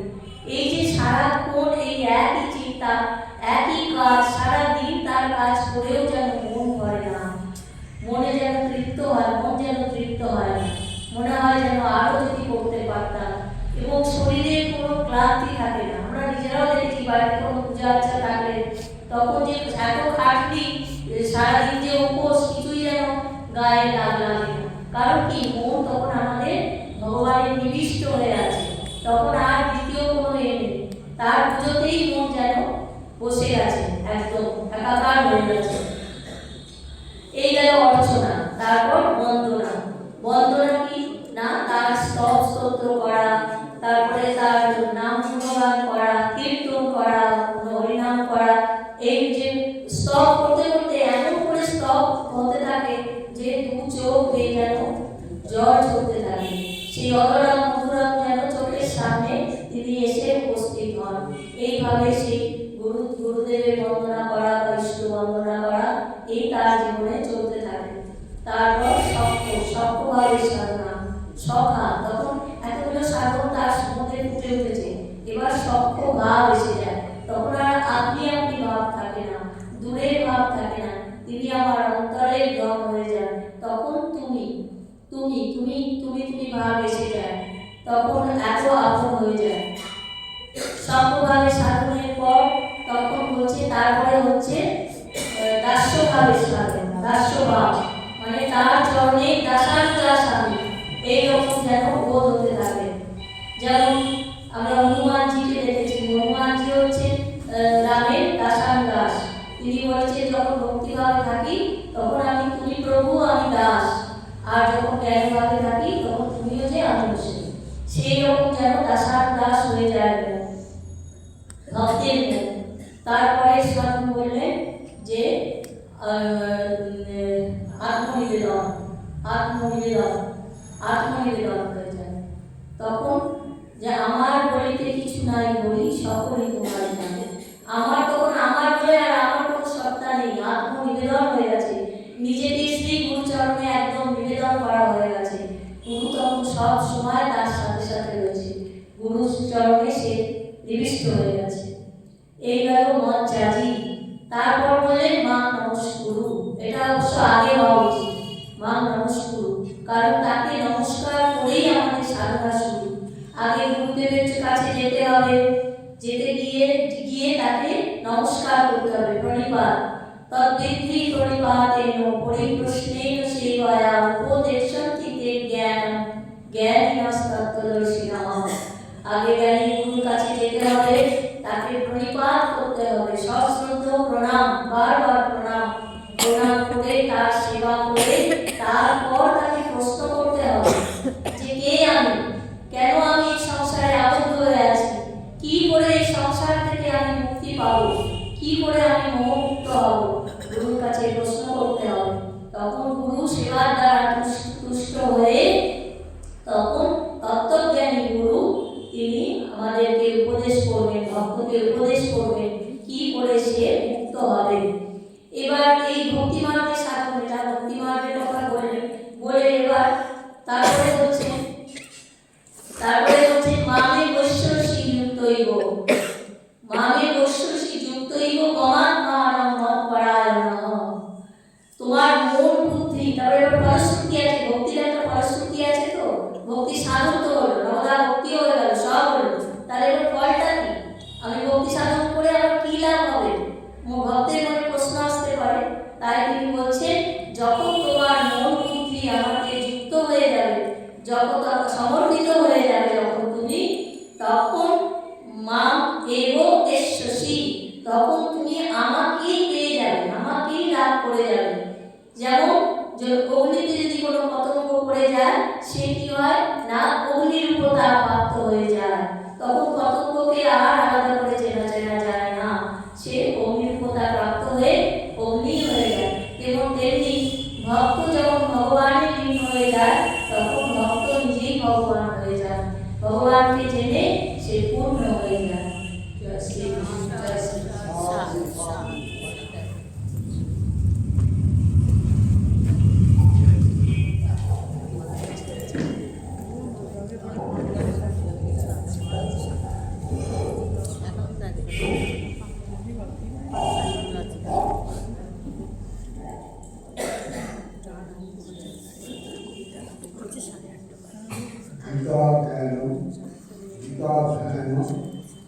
गीता स्वामी भगवान श्री कृष्ण कथामृत गीता ही महान ग्रंथ गीता आलाप में निश्चित मंगल लाभ আমি দ্বিতীয় অধ্যায় 17 নম্বর শ্লোকটাকে পড়ার চেষ্টা করছি। অবিনাশী তু অত্যবিদ্ধি যে সর্বনিকান্তকম বিনাশনম বাসাস্য নবস্থি তোমার হাসি। অর্থাৎ অবিনাশী যা বিনাশী বিনাশ করে অবিনাশী আত্মা তাকে বলা হয়েছে ব্রহ্ম। ব্রহ্মের তিনি অহংকার অবিচল অবিনাশী এবং তাঁর স্বরূপ আমরা কেউ দেখতে পারি না, জানতে পারি না। তা এছাড়া তদ্বিধি মানে তত্ত্বদর্শী তদ্বিধি অনয় মানে উভয় অন্ত মানে শেষ আর সর্ববিদম মানে হচ্ছে সমস্ত জগৎ এবং তত্ত্বমর্ষী মানে পরিচয় তিনি সমর্থন সমস্ত জগতের পরিপ্রাপ্তি যাকে যে ব্রহ্ম তাকে কেউ খনন করতে পারে না। তিনি মহান কিন্তু অসৎ অনাবস্তু যারা অনাত্মা তাদের উপায় আছে, তাদের কিছু আছে, তাদের সব আছে। অর্থাৎ যিনি এই সমগ্র জগৎ পরিত্যাক্ত হয়ে আছেন তাঁকে আমরা অবিনাশী আত্মা বা ব্রহ্ম বলি এবং জানতে পারি তিনি অবিনাশী আত্মা, তার বিনাশ নয়, তার বিনাশ কেউ করতে পারে না, কিন্তু অসৎ বস্তু তার বিনাশ আছে। শ্রী ভগবান কহিলা ভক্ত পার্থে শুনো সব্যসাচী কহিল তোমারে সমগ্র জগৎ পরিত্যক্ত হয়ে আছেন তিনি অবিনাশী আত্মা স্বরূপে আছেন তিনি অক্ষর ব্রহ্ম বলিয়া তুমি জানবে নামের পরম নিত্য বলিয়া অবিচল অবিকার অবিনাশী আত্মায় বিনাশীকে সমন্ত কখনো কেহ নাই হয় অসৎ বস্তু অনাত্মার বিনাশী প্রকৃতি অবিনাশী আত্মা বলে তব থাকে কেন আত্মা জ্ঞান দিল তোমায় পাখিও সরল ব্রহ্ম বলে একমতি লোকিয়া বলধরম মুখরাবরী এই তোর কাম্য লোভী দুর্লভ বস্তু সকলে প্রণাম।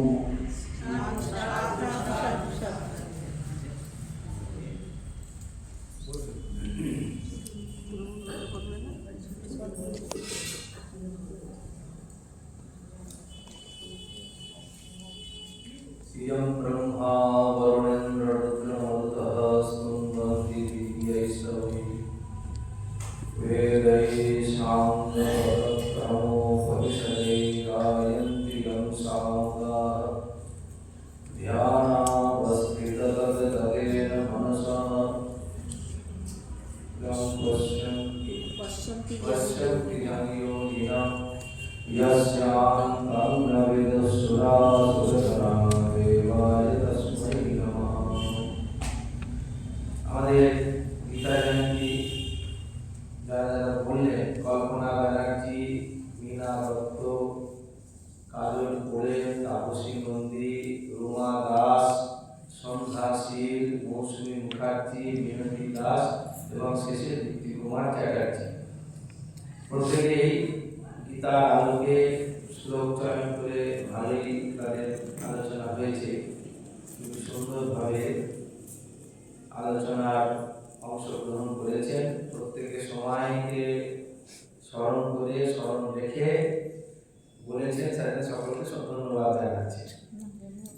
আর একটা আবেদন জানাচ্ছি যে যতটা পারা যায় শ্লোকটা না দেখে পারা, যে শ্লোকটা একটু মুখস্থ করার চেষ্টা করবো, সেই জন্য শ্লোকটাও দেখে বলতে হচ্ছে। এটা অনেক হয়েছে, সেই জন্য তাদের কাছে আবেদন। কিন্তু ব্যাখ্যা খুবই সুন্দরভাবে সকলে ভাবে করেছেন, একটা ভেবেছেন, উদাহরণগুলো বিশেষ করে খুব সুন্দর সুন্দর এসেছে শ্লোকে। সেই জন্য চর্চা চলুক, এই গীতার চর্চা রুচি হোক। আমরা চেষ্টা করবো বলার দিন বাদ দিয়েও বাকি আমরা যেখানে যেখানে পাঠে থাকি, পাঠে বসি, গীতা চর্চার অনেকগুলো কেন্দ্র আমাদের পূর্ণকালে কম বেশি চলছে। সব জায়গাতেই বলার অভ্যাসটা আমাদের রাখতে হবে যে আমরা কি ভাবছি গীতার এত সুন্দর বিন্যাস, যে চারটে একটা শ্লোক মানে তাতে দুটো লাইন থাকে এবং দুটো লাইনকে ভাঙলে পরে চারটে পদ থাকে, চরণ বলে। এই চারটে যে চরণ, এক একটা চরণ এক একটা বিরাট অর্থ বহন করছে। একটা গোটা জীবনকে পরিবর্তন করে দেওয়ার জন্য গীতারই একটা চরণ যথেষ্ট।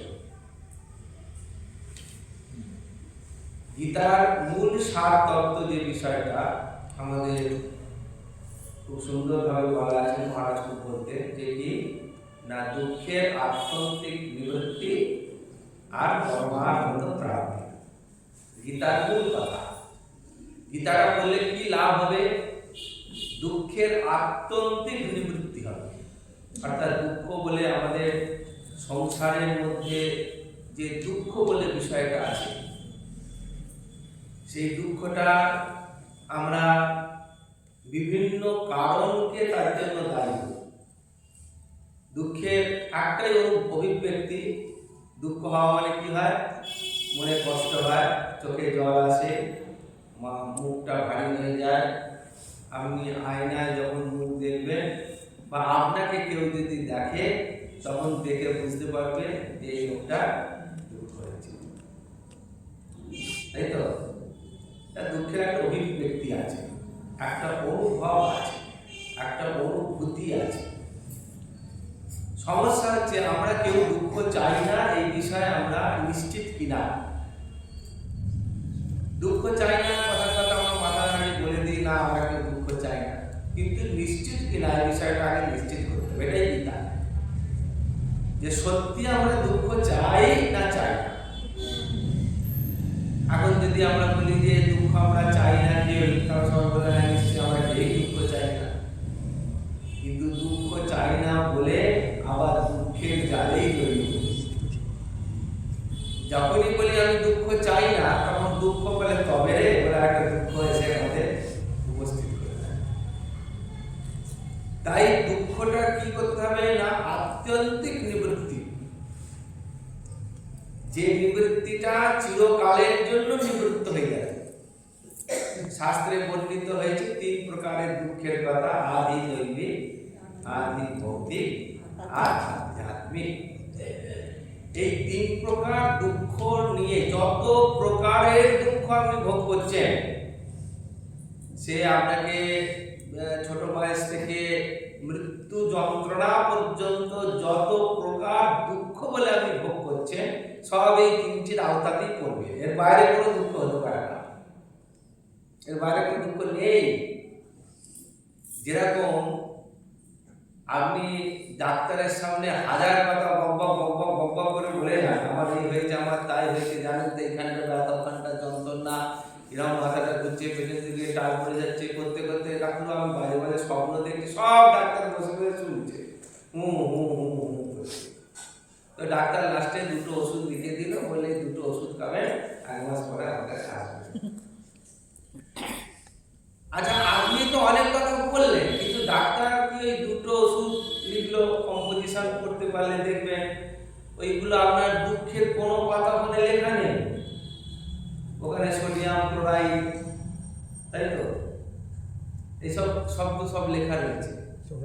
হ্যাঁ, রাসায়নিক। তাহলে আপনার যে দুঃখটা এলো বা দুঃখের যে অনুভব হলো বা শারীরিক যন্ত্রণা লাভ হলো, তাহলে কি ডাক্তারি ভাষা অনুযায়ী কেবলই রাসায়নিক বিকার? ডাক্তার তো কাছে কাছে ডাক্তারকে বলছেন ঘুম হচ্ছে না, মাঝে মাঝে স্বপ্ন দেখছি, ডাক্তার একটা ট্যাবলেট। তাহলে আপনার এই ঘুম না হওয়ার পেছনে, স্বপ্ন দেখার পেছনে তাহলে কেবলই কি রাসায়নিক বিকার? ডাক্তার তো বলবে হ্যাঁ আমাদের ভাষা অনুযায়ী এইটা রাসায়নিক বিকার। সেরকম আমাদের আধ্যাত্মিক ভাষায় এই 3 প্রকারের দুঃখ ছাড়া আর কিছু দুঃখ হতেই পারে না। মনে হচ্ছে যে আমার দুঃখটাই সব থেকে বড় দুঃখ, এমন দুঃখ পৃথিবীতে কখনো কেউ কেউ কোনোদিন পায়নি। জাজমেন্ট আমার, তাই তো? আমার এই দুঃখ যেন সহ্য করতে না পারে কেউ আবার আত্মহত্যার পর বসে দিচ্ছে, দুঃখ সহ্য করতে না পারে, কিন্তু তাতে দুঃখের নিবৃত্তি হয় না। আত্মহত্যা পর্যন্ত যদি কেউ ভেবে নেয় তাহলেও তার দুঃখের নিবৃত্তি হয় না। তাহলে এই দুঃখের নিবৃত্তি হবে কি করে? এইখানে প্রশ্ন, এখানে গীতার প্রাসঙ্গিকতা। গীতা কি করবে? আপনাকে কিছু বিচার দেবে। সেই বিচার কিরকম না, এই দুঃখটাকে বিচার করবার রাস্তা দেবে। গীতায় এমন কথা বলা নেই যে কথা এই তুমি এইটা করো, তুমি ওইটা করো, আমি বলছি এইটা করে দাও, ব্যাস, আর বেশি কথা তুমি বলো না, বললে তোমার অনিষ্ট হবে। গীতার দুঃখটাকে নিয়েছেন, অর্জুনের বিষাদটাকে তিনি বুকে করে নিয়েছেন। একটা কথা বলেন, অর্জুন যখন সেই বিষাদের বক বক করতে করতে একদম শেষ পর্যায়ে চলে গিয়ে ভগবানকে কনভিন্স করাবার জন্য বললেন, শাস্ত্রের কথা বললেন, জ্ঞানের কথা বললেন, ন্যায়ের কথা বললেন, নীতির কথা বললেন, তখন ভগবান বললেন চুপ করো, ন্যায় নীতি সম্পর্কে তোমার কত ধারণা নেই, তুমি তোমার কথা বলো, তোমার দুঃখের কথা বলো। দুঃখের এত বড় যে অর্জুনের দুঃখে ভগবান তার কি ভাষায় প্রকাশ করলেন, কি বললেন? না, তোমার মধ্যে মমতা না হিংসা, আমি আর আমার এই ভাবে তোমার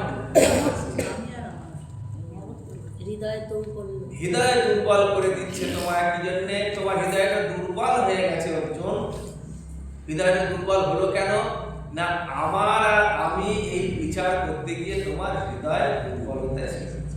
সূত্রম হৃদয় দৌর্বল্যম, সেই দুর্বলতা তোমাকে ত্যাগ করতে হবে। ত্যাগ তো উৎকৃষ্ট, তুমি সেখান সেটা ত্যাগ করো, করে উৎকৃষ্ট হও। অত সস্তার তো বিষয় নয় দুঃখটা ত্যাগ করে দেওয়া, তারা তো হয়েই যেত বিষয়টা। সেই জন্যে দুঃখ ত্যাগ করতে গেলে কি করতে হবে? ভগবান সোজা কথায় বললেন, দোষানুদর্শন, খালি দোষ দেখে যেতে হবে। মা যে কথাটা বললেন যে দোষ কারণ দেখো না, নিজের দোষ দেখো। অতএব আমার বলে যে বিষয়টা যতক্ষণ না যত রকমের যত বড় দুঃখ হোক, সেই দুঃখটার কারণ অন্য কেউ হতে পারে না আমি ছাড়া। আমি ছাড়া এই দুঃখের কোন রকম কেউ দোষ দেওয়া যায় না। কেউ যদি সপাটে গালে থাপ্পড় মেরে দেয় তাহলেও বুঝতে হবে দোষটা আমারই। গীতার ব্যাখ্যা অনুযায়ী এরপরে থেকে মারবো, ধরবো, কি করবো, প্রতিরোধ করবো, পরের কথা। কিন্তু আত্মবিচার করতে গেলে প্রথমে হচ্ছে যে তুমি এই যে আমাকে কেউ মারলো বলে যে দুঃখ হলো, মারলো, আমার দুঃখ হলো না। অর্জুনের শিক্ষাটা কি ভগবান দিয়েছে যে তোমাকে মারবে বলে তোমার দুঃখ হবে না, কিন্তু অন্যায়টার প্রতিবাদ করতে তোমায় দাঁড়াতে হবে। ধর্মকে নিয়ে তোমায় দাঁড়াতে হবে, ধর্মকে তোমায় পালন করতে হবে।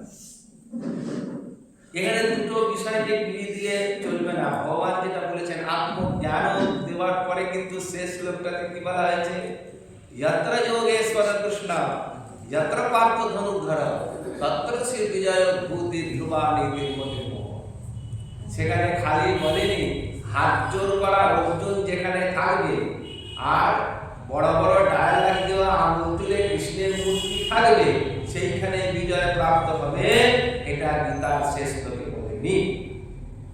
যত্র যোগেশ্বর কৃষ্ণ, বাঁশিধারী কৃষ্ণ দিয়ে হবে না বিজয় প্রাপ্তি। বিজয় প্রাপ্ত হতে গেলে যোগেশ্বর কৃষ্ণের যোগযুক্ত উপদেশটা আসলে থাকে।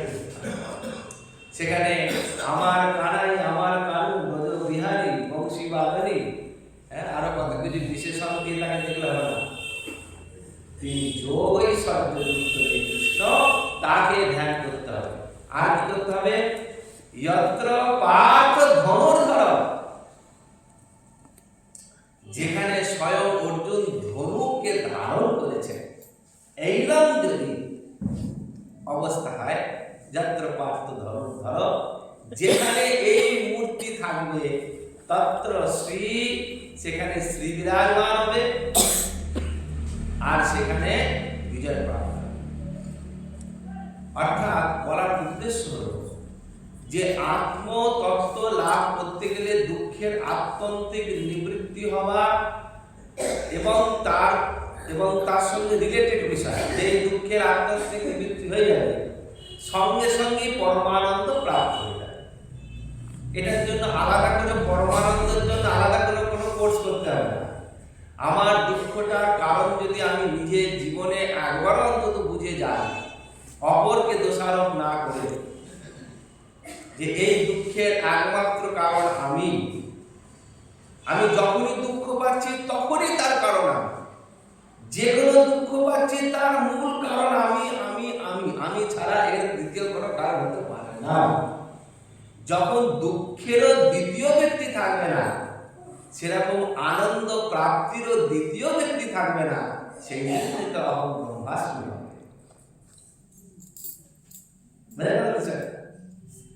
আমি ছাড়া দুঃখের অনুভবকর্তা কেউ নেই, আর আমি ছাড়া আনন্দ প্রাপ্তির অনুভবকর্তা কেউ নেই। এই অনুভবকর্তা যদি এক হয়, তখনই তার ভেতরে অহং ব্রহ্মাস্মি তার ভেতরে যায়। তাহলে আমাদের সাধনাটা কি করতে হবে? দুঃখের আত্যন্তিক নিবৃত্তি করতে হবে। পরমানন্দ প্রাপ্তির সাধনায় গিয়ে আমরা ফেলিওর হবই হব, কারণ দুঃখের আত্যন্তিক নিবৃত্তি আমার যদি না হয়ে থাকে, পরমানন্দ প্রাপ্তি হবে না, ওই মিষ্টি খেয়ে রস খাওয়া হবে। সেই জন্য দুঃখকে, জীবন ভর দুঃখকে বিশ্লেষণ করতে হবে। এই দুঃখের বিশ্লেষণই আমাদের ধীরে ধীরে গীতার প্রথম অধ্যায়, দ্বিতীয় অধ্যায়, তৃতীয় অধ্যায়, চতুর্থ অধ্যায়, পঞ্চম অধ্যায় ক্রমে এগিয়ে দেবে। বিষাদ থেকে শান্ত, শান্ত থেকে কর্ম, কর্ম থেকে জ্ঞান, জ্ঞান থেকে সন্ন্যাস, সন্ন্যাস থেকে তারপর রাজযোগ চলে যাবে, রাজযোগের পরে বিভূতিতে চলে যাবে, বিশ্বরূপ দর্শন হয়ে যাবে, ভক্তিযোগ চলে যাবে, পুরুষোত্তম যোগ হয়ে যাবে, শেষে তার মোক্ষ প্রাপ্তি।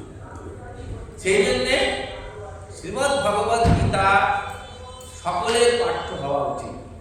শিক্ষা কি গীতা থেকে? গীতা থেকে শিক্ষা হচ্ছে যে যেরকম দুঃখের আত্যন্তিক নিবৃত্তি হতে হবে, পরমানন্দ প্রাপ্তি হতে হবে, তাহলে আমি কি কেবলই দুঃখের নিবৃত্তির জন্য উপোস থাকবো? না, তার সঙ্গে আর একটা উপদেশ আছে। যতক্ষণ, যেটা জগদ্গুরু শঙ্করাচার্য বলেছেন, প্রাতিভাসিক সত্তা আর পারমার্থিক সত্তা। আমি যখন যে সত্তায় থাকবো, যদি পারমার্থিক সত্তায় থাকি, সেখানে দুঃখের আত্মান্তিক নিবৃত্তি, পরমানন্দ প্রাপ্তি, এই বিষয় ঠিক আছে। কিন্তু যতক্ষণ পর্যন্ত আমি জগৎকে মানবো, জগৎকে জানবো, জগতের মধ্যে ব্যবহার করব, জগৎ বলে আমার ভিতর ধারণাটা থাকবে, তাহলে জগতের সঙ্গে কি ব্যবহার করব? প্রাতিভাসিক রূপ কি হবে? সেইখানে একটাই শিক্ষা ভগবান দিচ্ছেন, কি না, কেবল মাত্র ধর্মকে আশ্রয় করে থাকতে হবে। এই জন্য ধর্মক্ষেত্র কুরুক্ষেত্র হয়েছে। কোন রকম হৃদয় দুর্বলতা দিয়ে ধর্মকে আবৃত্ত করা যাবে না। যে আবৃত্তের প্রসঙ্গ এলো, কোনো কিছু আবরণ রাখা যাবে না। সংসার জীবন, সামাজিক জীবন, আর্থিক জীবন, পরমার্থিক জীবন, একটা জিনিস সবসময় স্মরণে রাখতে হবে, আমি যদি ধর্মচ্যুত হই, ধর্ম আমাকে চ্যুত করে দেবে। সেই জন্যে দুর্বল চিত্ত না রেখে, দেখুন, চিত্ত শুদ্ধির কথা মানে এই যম, নিয়ম, আসন, প্রাণায়াম, ধারণা, ধ্যান, সমাধি, চিত্ত শুদ্ধির উপায় বলে ঠিক আছে, সাধনা। কিন্তু বেসিকটা কি? চিত্ত শুদ্ধির বেসটা কি? বেসটা হচ্ছে সত্য। আমার যদি মার্গটা সত্য পথে হয়, সত্যানুসন্ধানী হই, সত্য পথে চলা হয়, সত্যকে কখনো আবৃত্ত করার প্রয়াস যদি আমি না করি, তবেই কিন্তু আমার যম, নিয়ম, আসন প্রাণায়াম সিদ্ধ না হবে। ভূমিটা ঠিক করতে হবে। সেই জন্য গীতা আমাদের নিত্য পাঠ এই কারণে করতে হয়, কারণ পাঠ করতে করতে আমাদের ভেতরে যে ঊর্জাটা জাগরিত হয়, ন্যায় নীতি নিষ্ঠার ঊর্জা জাগরিত হয়। গীতায় তিনটে নিয়ে গীতার ব্যাখ্যা হয়েছে। ন্যায়ের কথা বলা হয়েছে, নীতির কথা বলা হয়েছে, আর নিষ্ঠার কথা বলা হয়েছে। এই ন্যায় নীতি নিষ্ঠা আমাদের মধ্যে ক্রমে ক্রমে দৈনিক জাগরিত হবে। একটা শ্লোক যদি একদিন সারাদিন মাথায় ঘোরায়, সকালবেলায় ঘুম থেকে উঠে জপের আসনে বসে নিত্য সন্ধ্যা বন্দনাদি জপাদি করে আমি একটা শ্লোক পড়ে নিলাম, প্রজহাতি যদা কামান সর্বান পার্থমনোগতান আত্মন্যেবাত্মনা তুষ্ট সিতপ্রগ্রস্তদোচ্যতে।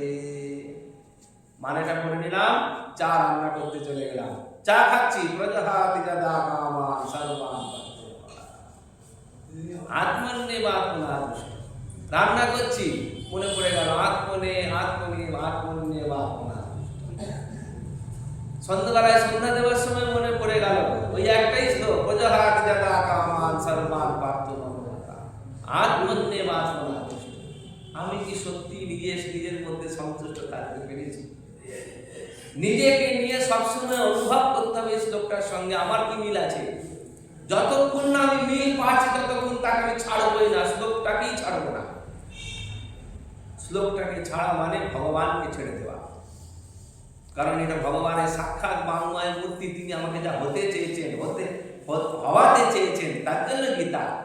আত্মন্যেবাত্মনা তুষ্ট। তুমি তো বলেছো ভগবানের বাংময় মূর্তি একটা শ্লোককে নিয়ে যদি আমরা সারাক্ষণ থাকি, তাহলে মনমনা ভগবত ভক্ত মদে যাজি মা নমস্কুরু স্বাভাবিক ভাবেই হয়ে যাবে। তার জন্য আলাদা করে আর ঠাকুর ঘরে যেতে হবে না, আলাদা করে তার পায়ে পড়ে থাকতে হবে না, আলাদা করে একাদশীর ব্রত জপ নিয়মের মধ্যে থাকতে হবে না, ওই চিন্তনে থাকতে হবে।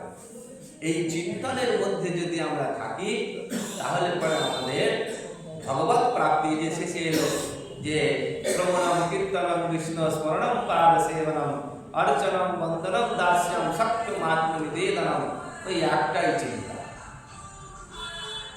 আর এই পরস্পরম ভাব আর একটা শ্লোক এলো, খুব সুন্দর শ্লোকটা চয়ন করা হয়েছিল, তুষ্যন্তি চরমবন্তি চা। কি অপূর্ব শ্লোক। সখী সেহরি কেমনই বল, যার নাম শুনে এত প্রেম জাগে, চোখ হতে বহে জল। একে অপরের সঙ্গে দেখা হয়, একটাই কথা বলছে, হ্যাঁ রে আমার হরি কেমন দেখি, তুই কেমন ধ্যানে দেখি বল, আমি কেমন ধ্যানে দেখলুম শোক। পরস্পরম ভাব, পরস্পর একে অপরের সঙ্গে যদি আমাদের মনের মতন সাথীর সঙ্গে আমরা নিজেদের ভাব বিনিময় করি, ভগবত ভাব বিনিময় করি, আমার যদি কিছু অপূর্ণতাও থাকে তার ভাব শুনে পূর্ণতা এসে যাবে।